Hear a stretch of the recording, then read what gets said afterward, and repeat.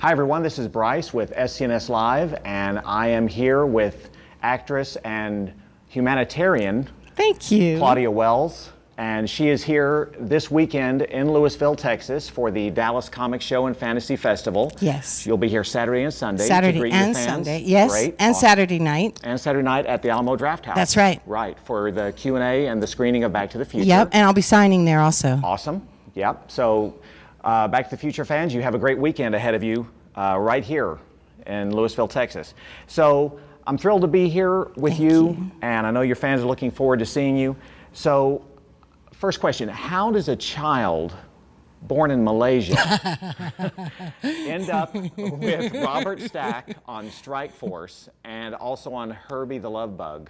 I was actually born in Kuala Lumpur, Malaysia, and I just got back from Singapore 2 days ago. So I went to Malaysia for the first time since I was 7 weeks old, about a week ago.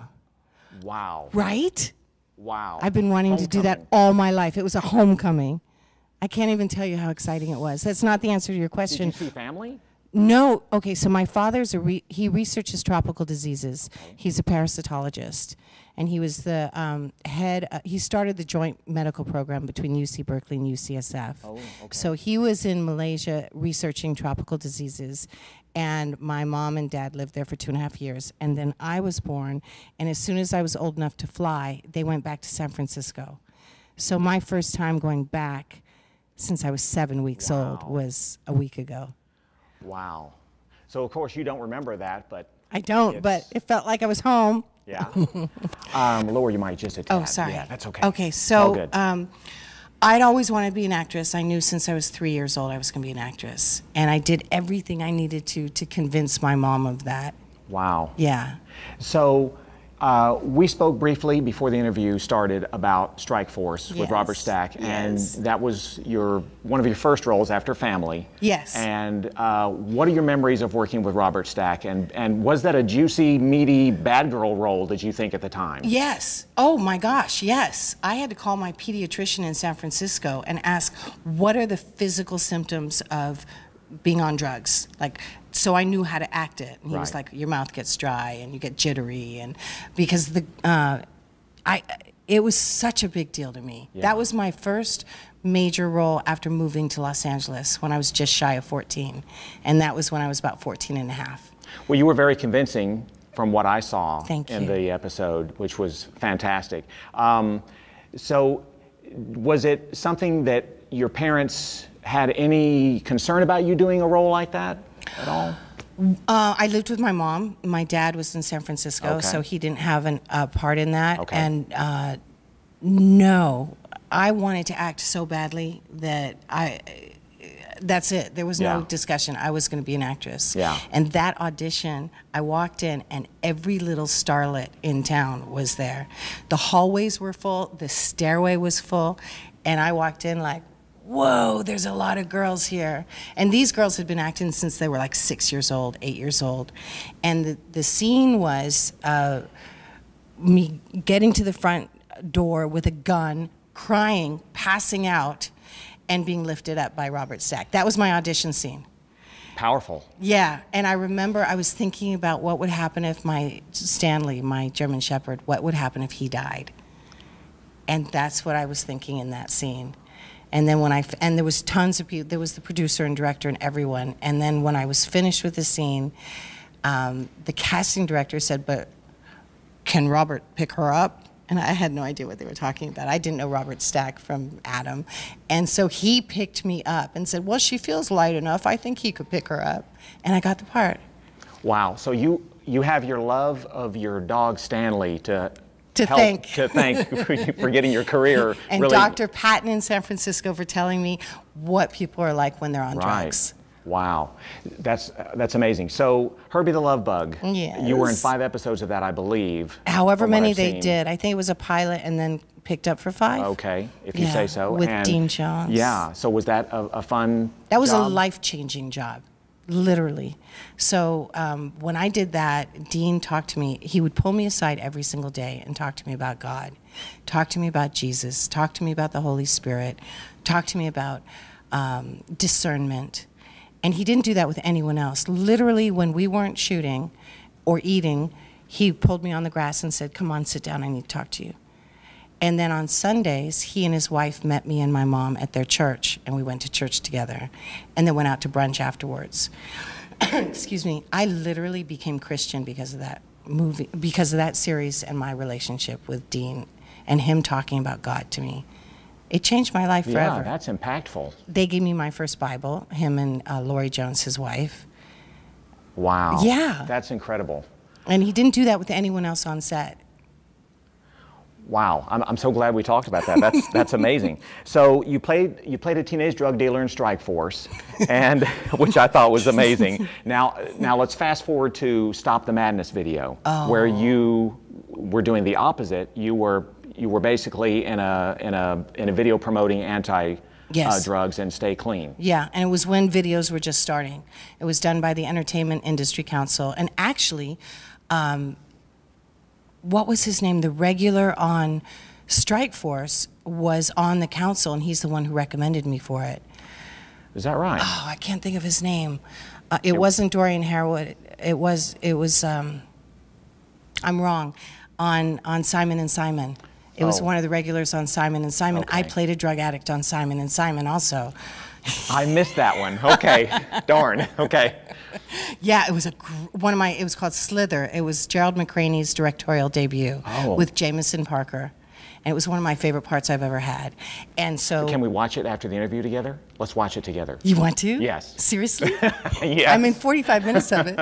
Yeah? But it's awesome. It was really one of my favorite parts. So one of the leads in that, he was one of the regulars, recommended me to the Entertainment Industry Council. So I ended up starring in Stop the Madness, playing a drug addict who cleans up. And we actually filmed at the White House with Nancy Reagan.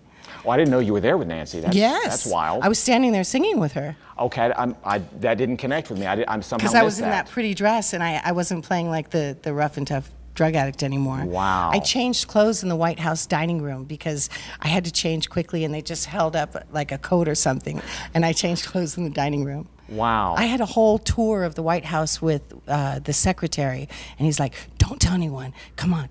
And I did this.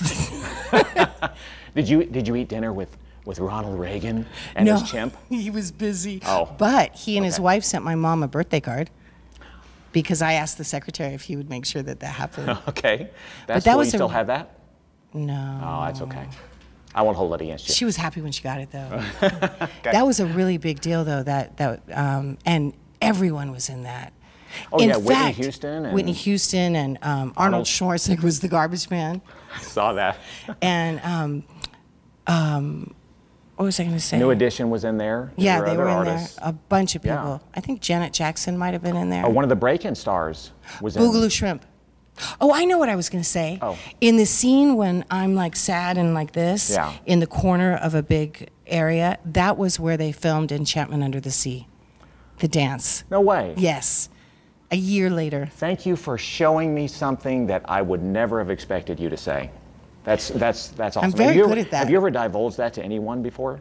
Maybe once. Maybe once? Yeah. Okay, so I'm your second. You are. So would you like to divulge anything to SCNS Live and your fans that you've never divulged before about your career? Is there anything that you would like to say? I was positive I was going to get Adventures in Babysitting because I was a professional babysitter since I was 7 years old. I thought I was a shoo-in. Yeah, that's funny. Did you show them your resume? Did you have references? No, I should have. I should have. Maybe that would have worked. But it was down to me and Elizabeth Shue and Phoebe Cates. But I was shocked I didn't get it because I'm actually a professional babysitter. Well. And I babysat for Boss Skaggs' kids, our son, actually, when I was 9. He was our neighbor. Well, I guess if you're going to lose to somebody, Elizabeth is a class act to lose to. Right, so and then she got my part in Back to the Future, so it was perfect. Yeah. Think about it. Isn't it weird how life works? That's fun. And Phoebe Cates was the other one that almost got it, and I did her part in Fast Times, the TV series version of Fast Times at Ridgemont High. Phoebe Cates. It's very strange. It's weird how those circles work. That's crazy. I did see a few of your clips on YouTube from the Fast Times at Ridgemont TV series, and I was I was loving the fashions, you know. I know, right? I love that stuff. And Dr. McDreamy was in that. He played Damone. Patrick Dempsey. Yes. Yes. Yeah. And Ray Walston. Yeah. Yeah. And he was in the film Mr. Hand. Yes. Yeah, he was great. Yeah. Okay, so let's ramp up this interview to 88 miles per hour. Okay. And use some flux capacitor tech.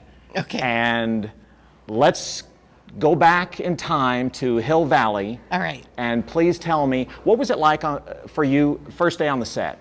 Do you have any memories of that? I was nervous. I was very comfortable doing television, completely comfortable. That was a pleasure and no problem. But when I knew I was going to be in a movie, it just seemed like a much bigger deal to me. Yeah. I just thought every 2 hours it's going to be screening and I'm going to be like 50 feet tall. It's got to be something weird and different. And it's still acting. So, but I was nervous, definitely. Yeah. I was more self-conscious because I knew that, you know, an episode is over in an hour. Right. But a movie, I thought if I do a terrible job, yeah, it's going to be replaying 10 times every single day. Right. And everyone's going to see that I did a terrible job. Which you didn't. Thank God. Of course you didn't. Thank you. Were you intimidated at all working with Michael J. Fox or James Tolkien? No. Okay. No, I was never intimidated working with anybody because I always loved acting so much that I grew up with like Placido Domingo when I was in opera and Luciano and different people. So people of stature didn't intimidate me ever. I was accustomed to that. Okay. So for me, everyone's just a person, whether it's the garbage man or the biggest superstar on the planet. Okay, cool. I've never really affiliated one thing for another with people. Okay. I loved Huey Lewis's part in the film, and tell me, how many Pinhead shows have you been to? Have you been to any Pinhead shows lately? No. But you want to know something? What? I didn't even know who he was. I didn't even know Huey Lewis in the news. I was sitting in the makeup chair, and there was a guy sitting next to me, and I whispered to Ken Chase, I'm like, who's that guy? And he goes, that's Huey Lewis. What's he doing here? Oh, he's going to play the principal or the teacher or whatever. I was like, oh, okay. And I thought, why is Michael so excited about this guy? And Michael had an album, and I was like, yeah, I had no idea, none. That's funny. I know. Yeah, I love Huey. So, do you have a favorite '80s film or '80s band? I grew up with opera and Simon and Garfunkel, and you'd have to name them, like a song. Yeah. Like You're a trained operatic singer. Yes. And you started that at what age? 8. My first opera, I was 8. And then I was in 10 operas between the age of 8 and 12, and then a founding member of the San Francisco Girls Chorus. You were so talented, multi-talented. Would you like to sing something for us today? I would not. Would you? Okay. Only if we do it together. I'll do it together. Okay. What song would you like to sing together right now? Can I get back to you on that one? Yeah. Let me get back to you on that one. I would have too. Yeah. Okay. Well, I don't want to turn you down. Rain check. Yes, please.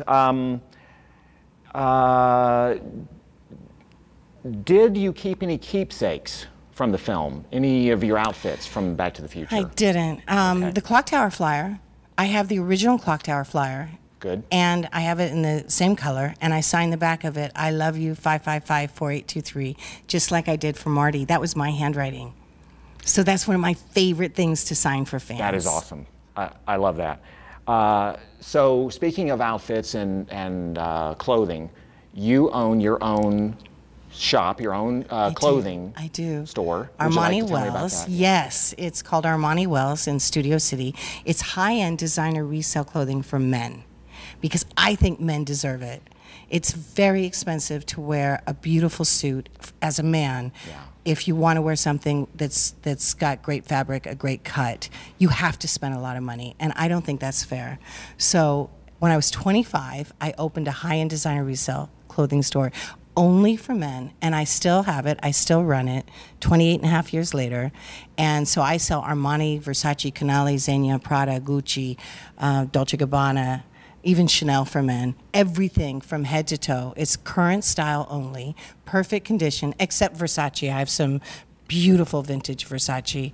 So I dress men. and make them stunning for like 20% of retail. Okay, I want to take you up on that sometime. Okay. Do you have parachute pants? I do not.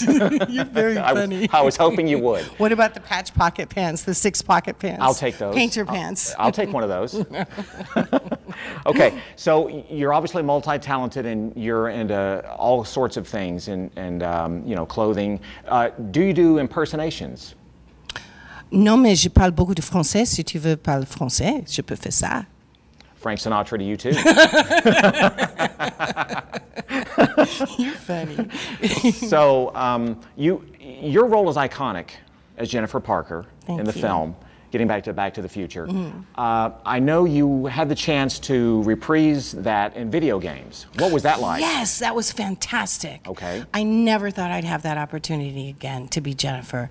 I am so grateful and honored I got to do that. It was super fun. Chris was there too because he was the only other Back to the Future actor who was doing voiceovers, and I loved it. I thought for sure I was going to be like a voiceover actor from now on, and it didn't happen. I didn't try. I just thought it would happen. I thought the phone would start ringing off the hook.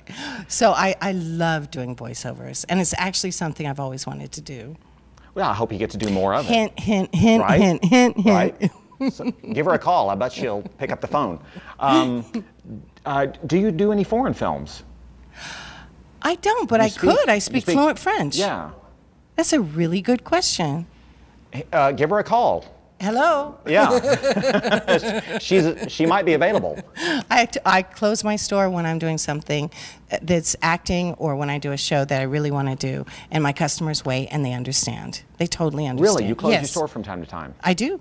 Okay. It's closed today and tomorrow. Okay. Because I'm here, and we put a sign up and my customers get it.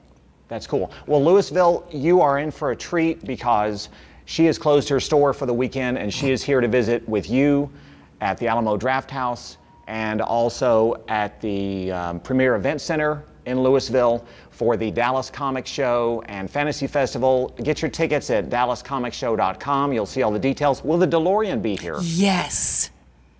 And I'm going to be taking pictures with fans in the DeLorean as well. How exciting is that? So exciting. How many DeLoreans have you personally owned? One of my greatest buddies in the world has a DeLorean, so I sort of have it at my disposal anytime I want it. I'm like, Fergie, can you bring the DeLorean to my car, to my store, because I need to do a photo op or I need to do a video, or so yeah. That's a good friend. He's a great friend. Wow. He's a great friend. All right. Usually if you see me do posts with DeLoreans, it's usually his. Cool. Very cool. Okay, for the song, yeah. You know, I was hoping you would serenade me, but but for the song, do you like well, what's your current playlist? Do you have somebody that you really like? I don't go by names of people because I just like what I hear when I hear it. So I'm not the person to ask for that. Okay. Unless it was like Elton John or something back in the day. Back in the day. Goodbye Yellow Brick Road. I like that. Let's sing it. You start.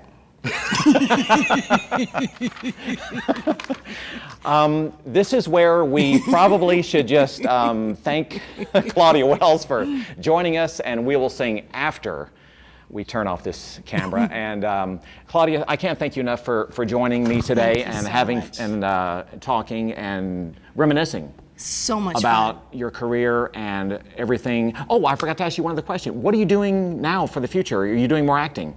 I want to do more acting. There's different parts. There's I'm supposed to be a queen in a fantasy film that films in a castle in Paris. I'm down. I know, me too. Please invite me to the premiere. I will. Okay. I will. I am open to acting. I'm not hunting it down. I'm not chasing it down, but I'm completely open to it because I still love it. It's still a passion of mine. And so I'm open when it comes to me. And so I run my store and I do acting and I do these shows. And well, Hollywood casting agents, please give Claudia more consideration because she is a delight.